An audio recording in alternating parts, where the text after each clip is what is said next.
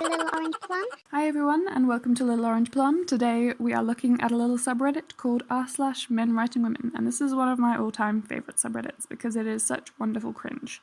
So today we're looking at all of the men struggling and failing to write convincing women in their stories.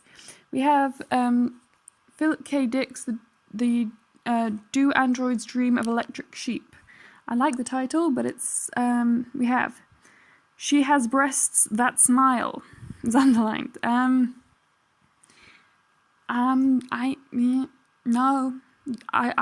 got a question. Does this make sense to men? Because she has happy breasts? I don't know. I feel like it's entirely in your head that her breasts are smiling. Wishful thinking. We then have, because when women commit suicide, it's romantic. Oh, that's sounding great. We're going to enjoy this one. We have shooting, jumping off a high building, hanging. None of these options suited her feminine nature. Women, when they kill themselves, choose far more romantic methods, like slashing their wrists or taking an overdose of sleeping pills. Abandoned princess and Hollywood actresses have provided numerous examples of this.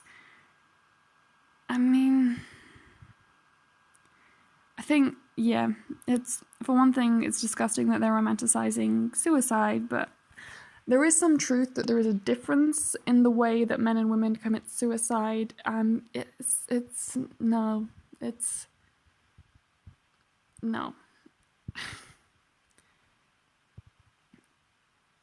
I mean, it's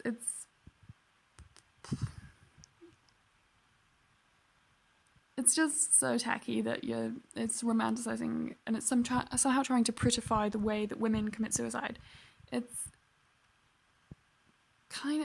just it has for men it has to do with control. A lot of like hanging and jumping off a building is all about letting go. It's about releasing yourself from control. I mean, whereas you jump and it's over, you've lost control, you can't do anything about it once you've jumped, just fall. Whereas if you have to take a pill or cut your wrists, there's a time in between having taken the pill and you lapsing into unconsciousness where you can change your mind. It's I think it has a lot to do with the fact that society makes it a lot more acceptable for women to reach out for help, and also possibly to some extent society reaches out to women to help them a lot more, just with the whole toxic male imagery of men must be strong, men don't cry, blah blah blah blah blah, all of that toxic gender roles that tells men that they can't ask for help, and for that reason it's a lot more common to see men opting for methods that are about taking control out of their hands. Whereas women, because they are potentially already having received more help, because men do actually commit suicide at much higher rates, and that kind of suggests that a lot of the people who jump off of a high building or hang themselves maybe possibly could have been helped in some way, because they are knowing that there is some doubt in their mind that they potentially might change their mind and might want to go back on their decision, and they're taking the control of whether they can go back on that decision away from themselves by jumping, instead of doing something like, as I say, taking a pill, where you still have time to call an ambulance before you overdose. You still potentially can try to spit them back up before they are digested. It doesn't guarantee that you're definitely going to survive if you change your mind, but you need to be someone who has potentially received help, has been given the opportunity to change your mind, and is definitely finally going through with this. That's usually the main difference between men's suicide and women's suicide. It has nothing to do with pretty romantic women. It has everything to do with who is encouraged to cry out when they need help and who is encouraged to never cry. Realistically speaking. That's just my opinion. As I say, that's what I'm seeing, and I think it's the most telling line is just the abandoned princesses and Hollywood actresses, as though the only time that any woman would ever have a problem is when she's an abandoned princess whose Prince Charming never came for her. Like, really? Do you live on planet Earth? Because women are not fairy tale creatures. We're not all fair maiden living up in high castle waiting to be rescued by a wonderful prince and marched onto fucking horseback. Like, dude, for real. Real women have real problems, the same as how men have problems that are very much attached to the real world, not to being an abandoned princess. But yeah, so that's just a whole lot of yuck. It's just, no, Zachy, no. We have the busty blonde took her own life on Wednesday. We have Ashley Mattingly has died. 54 photos, former Playboy playmate Ashley Mattingly died at 33. The busty blonde took her own life on Wednesday, April 15th, while at her home in Austin, Texas. Check out her nude/sexy photo collection below. And yet, men have to ask why some women hate men. I just, no.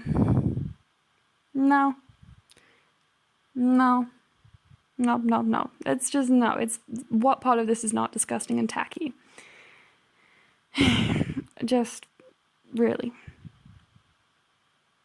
Because they never work in Playboy at the age of 33. I think it's pretty much a thing. They get kicked out by the time they turn 30. So she's been known for and has made her primary income through her looks and having pictures taken of her. And now she's past the age where she can actually be a Playboy bunny. And unfortunately, instead of finding a greater meaning in her life and a way to validate herself that doesn't come from being looked at by men, she's unfortunately gone on to kill herself, which is tragic that she never got the opportunity to find something more meaningful to do with her time and her life than just be admired for her beauty. I'm sure she was capable of a lot more. Most people are. I've met a lot of models in my time, and I know people like to be all jealous and like to be like, oh my gosh, she's just like a dumb model. She would never be able to do anything with her life. They're all just dumb and conceited, and it's like they're told from a very young age that they don't need to, and they are actively encouraged to not use their brains and to not try to do more. And I think it's just the saddest thing when you see a woman who's, because she died so young, her entire life is now going to be just nude sexy photos. And not a single one of these men who are admiring her photos cares about her at all. You can tell because she's dead and they talk about her like this. It's just disgusting. And it's one of those things, like one of the big talking points of like pornography that comes up with feminism and all that is like, is it good, is it bad? It's just like, quite simply, it's great for a woman to feel liberated, to feel like she has control over her own sexuality, but don't ever make your whole life about showing off to men or being that kind of sexual being. Because even if you want to work in the sex trade, you don't make it a part of your identity or what your whole life's about, because the men don't care about you. That you can claim that you're empowered and you feel great, and that's awesome. Do it for fun. Don't do it for your whole life. Don't do it as part of your identity, and don't do it as your career, because the guys that you are working for to make money off of don't respect you and don't care about you. And it's not something where you can just wave a sign around the streets and say, hey, you've got to respect women in the sex trade. They're not going to learn. Some people are just like, some men are just biologically programmed to, it's like hardwired into their DNA to not respect prostitutes. And I want to believe that this is, and like certain sex workers and Playboy bunnies and like people who work in that sort of thing, I want to say that we can teach people to be better than this, but honestly, it seems like even guys who are trying to be respectful of a woman's right to make her own decisions still see women as trash the second they actually work for this sort of thing. So, you gotta define yourself by something that has nothing to do with being sexually available to men. You gotta make your money and define yourself by something that has nothing to do with your sexuality, because having control over your sexuality, being liberated and being free to do whatever you want is great, but no man is ever going to respect you or treat you well because you are sexually liberated. They may take advantage of you and enjoy you for being sexually liberated, but they're not going to cry at your funeral because you were sexually liberated. So obviously you need to find your meaning and your happiness and your purpose in life somewhere else besides this. And I think it's just the saddest thing that she probably didn't get a chance to do anything more with her life than be a sexual amusement to men who don't even care about her. But yeah, that's absolute trash. We now have, let's finish off with, got suggested this short story on Facebook. Everyone always says how much I look like my mum. I see it more and more every day. I have her large golden-coloured eyes and smooth caramel skin. My long chocolate brown hair almost reaches my waist, again, just like my mum, but mine is curly, while hers would be considered wavy.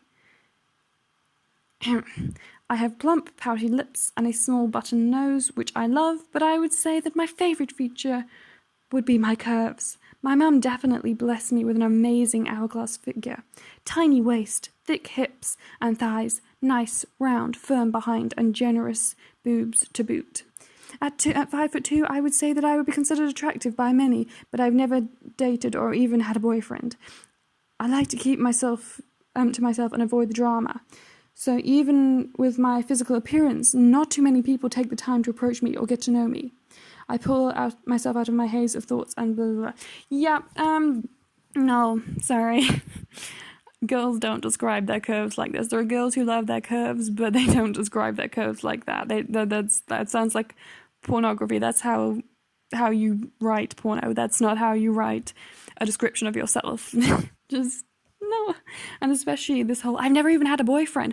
I'm a sweet, innocent virgin who describes herself as though I am in a porno. Really? No.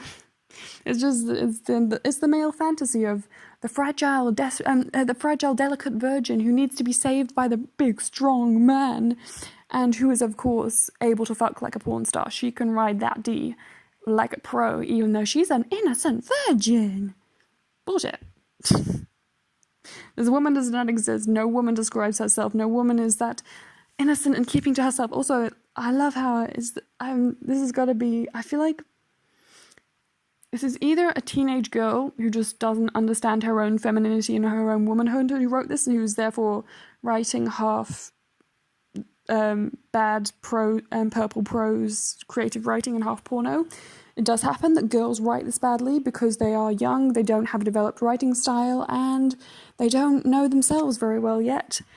But either that, or it's a fully grown adult man who's probably been to university and still writes like this, even though he's got no excuse for it, and still doesn't understand how cringy it is to write stuff like, I keep to myself and avoid the drama. I know he's trying to make it sound like she's such a good girl and she's so sweet and we should all like her because it's so likable that she's not like the other girls. She avoids drama, but I don't think you even need to be a woman to know that most girls who say, I keep to myself and avoid the drama, no one says, I'm the kind of person who avoids drama unless you're the kind of person who creates drama. We all know normal women, like if people ask me about drama, I don't look to find drama, but if drama's coming my way, I will defend myself and I will defend the people I care about. That's a person who's not actively seeking drama. People who say, I don't want drama. I never seek drama. Bitch, no. I don't go creating pointless drama, but if I've got a problem with you, then there will be drama because I'm only going to have a problem with you if you are messing with me and you're interfering with me or you're interfering with my loved ones, and I'm going to defend myself and my loved ones with drama. That's how most women are. You don't need to be the person who's actively looking to provoke to involve yourself in drama if other people are looking to provoke or other people are being unreasonable with you. The only person who ever says, I avoid the drama, I never have drama, is always the provoker, is always the antagonist of the drama.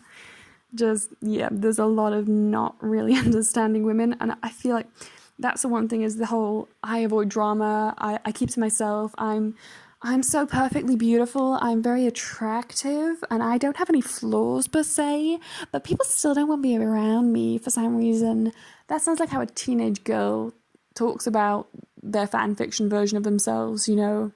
They're not the most popular girl in school. They don't want to self-reflect on why they're not that popular, because it's kind of painful to look at yourself and examine your own flaws and try to grow and be a better person.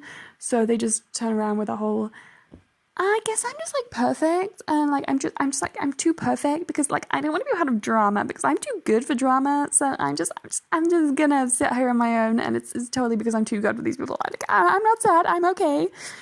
Really, it's just something about that. It doesn't actually say whether this was written by a man or a woman, but I'm getting a very young girl vibe, a girl who is not yet a woman and who does not yet understand how cringy it is to say that you're the girl that avoids drama, and yet you talk about yourself as though you are a pornographic novel. You talk about yourself like a porno. You talk up your attractiveness whilst also being like, I talk like a porno, but I'm so innocent. I have no friends, but it's not because I cause drama. I promise. Like, no, this is a teenage girl that wrote this. I feel. Maybe it's a man, but I feel like it's someone who is not yet a woman, or may never be a woman, that is trying to write a woman. But either way, that's my theory. Either way, I found it entertaining, enjoyable to say least. If you guys found it entertaining, then please like, comment, subscribe, or like a YouTube stuff. And if you're not following r/men writing women, I would most definitely advise follow this subreddit. It's very entertaining. And I will see you guys next time. Bye.